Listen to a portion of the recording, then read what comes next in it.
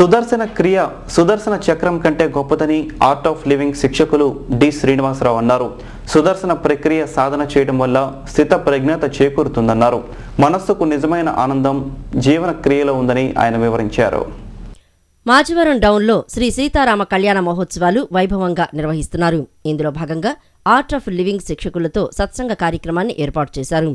ఈ కార్యక్రమంలో పాల్గొన్న ఆర్ట్ ఆఫ్ లివింగ్ శిక్షకులు డి శ్రీనివాసరావు మాట్లాడుతూ జీవకళ ద్వారా సంపూర్ణ ఆనందాన్ని ఎలా పొందవచ్చో విశదీకరించారు.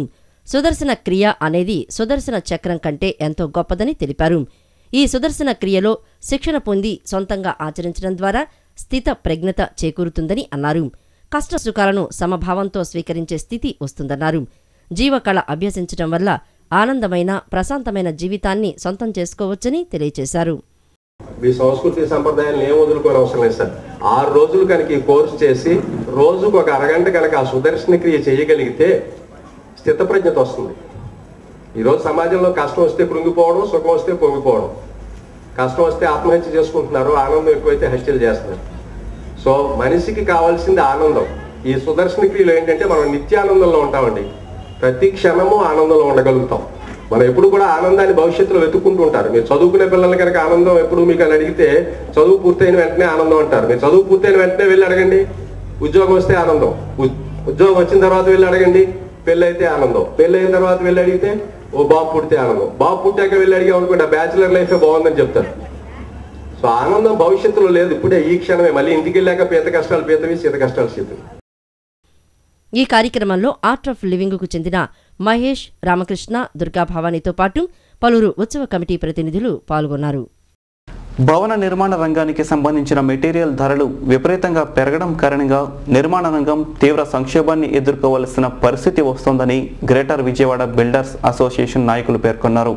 మెటీరియల్ ధరలను ప్రభుత్వం వెంటనే తగ్గించి భవన నిర్మాణ రంగాన్ని కాపాడాలని కోరారు. బందర్ రోడ్లోని గేట్వే హోటల్లో ఏర్పాటు చేసిన విలేకరుల సమావేశంలో గ్రేటర్ విజయవాడ బిల్డర్స్ అసోసియేషన్ నాయకులు రాజలింగం మాట్లాడుతూ సిమెంటు, ఇనుమ, ఇసుక, కంకర, ఇటుకల ధరలు రెట్టింపయ్యాయని తెలిపారు.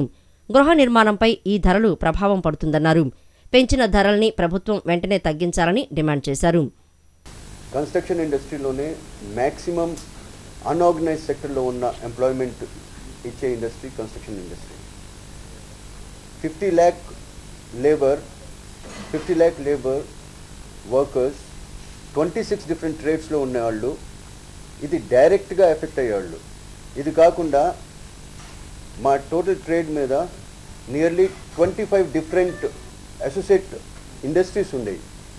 కొన్ని నెలల్లో మనకి సిమెంటు 200 రూపీస్ నుంచి 300 రూపీస్ దాటిపోయింది. స్టీలు గత కొన్ని నెలల ముందు 38,000 రూపాయలు ఉండేది, వాళ్ళ దాదాపు 60,000 రూపాయలు టచ్ అయింది టన్కి. శాండ్ మనం అసలు చెప్పాల్సిన పనే లేదు, ఎంత డబ్బులు పెట్టినా కూడా వాళ్ళ శాండ్ దొరికే పరిస్థితే లేదు. కృష్ణా రివర్ ఇక్కడ మనకి పక్కన 4 కిలోమీటర్ దూరం పెట్టుకుని వాళ్ళ ఉన్న పొజిషన్లో అంత బాగా ఉన్నప్పుడే 3,000 రూపాయలు లారీ కొనేవాళ్ళం. వాళ్ళది 15,000, 20,000, అది అసలు లేదు, అసలు దొరకలేదు అది కూడా. అనంతరం ఏఐటీయూసీ నాయకులు కోటేశ్వరరావు మాట్లాడుతూ వ్యవసాయం గిట్టుబాటు లేక కొందరు భవన నిర్మాణ కార్మికులుగా పనిచేస్తూ జీవనోపాధి పొందుతున్నారని తెలిపారు. బిల్డింగ్ మెటీరియల్ ధరల్ని తగ్గించకపోతే కార్మికులు జీవనోపాధిని కోల్పోయే ప్రమాదం ఉందని హెచ్చరించారు. ఇంతమంది బిల్డర్స్ ఉండి కూడా ఆ క్వారీలు ఎవరికన్నా ఒకరికి కాంట్రాక్ట్ ఇవ్వటమో, ఆ క్వారీలు పాటలు అయిపోతే వాళ్ళ స్టాఫ్ను పెట్టి మళ్ళీ పాటలు అయ్యే వరకు గవర్నమెంట్ హ్యాండ్ ఓవర్లో ఉంచుకొని ఆ ఇసుక తోలియటం అనేది జరిగితే చాలా బాగుండేది. ఇవాళ అది లేకపోవటం వల్ల ఈ లక్షలాది మంది కార్మికులు రోడ్డెక్కి అన్యాయంగా బలైపోతున్నారు. దాని గురించి మేము కూడా కలెక్టర్ ఆఫీసు ముట్టడేస్తున్నాము. చైత్రమాస బ్రహ్మోత్సవాలను పురస్కరించుకుని కనకదుర్గమ్మ ఆలయంలో అమ్మవారిని సింహవాహనంపై ఉంచి వంటంలోని పురవీధుల్లో ఊరేగించారు. మేళతాళాలతో సాగిన ఈ కార్యక్రమంలో ఉత్సవ మూర్తులకు దారి పొడవునా హారతులు ఇచ్చి భక్తులు స్వాగతం పలికారు. చైత్రమాస కళ్యాణ బ్రహ్మోత్సవాలలో భాగంగా గంగా పార్వతీ సమేత మల్లేశ్వర స్వామివార్ల ఊరేగింపు సింహవాహనంపై కనుల పండుగ సాగింది.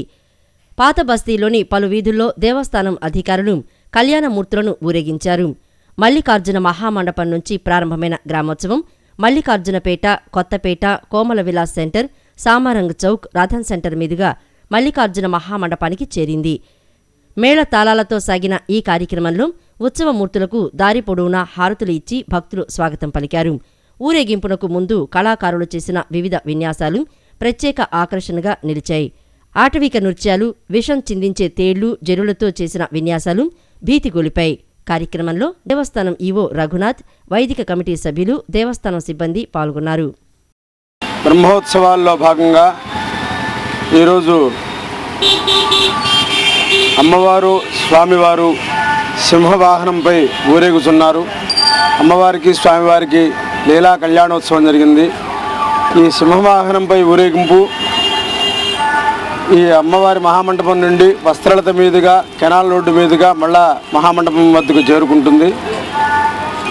ఇది ఇవాళ 3వ రోజు సందర్భంగా ఇలా జరుగుతోంది. వార్షికోత్సవాల్లో భాగంగా జరుగుతోంది. ఇప్పుడు కాసేపు ప్రకటనలో